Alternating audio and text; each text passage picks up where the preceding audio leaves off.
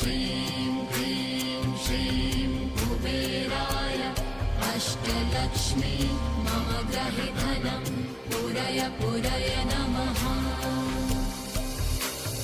ॐ ह्रीं श्रीं क्लीं श्रीं कुबेराय अष्टलक्ष्मी मम गृहे धनं पूरय पूरय नमः।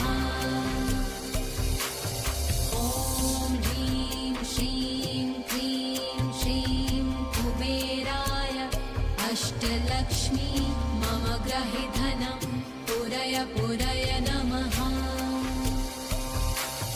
ॐ ह्रीं श्रीं क्लीं श्रीं कुबेराय अष्टलक्ष्मी मम गृहे धनं पूरय पूरय नमः।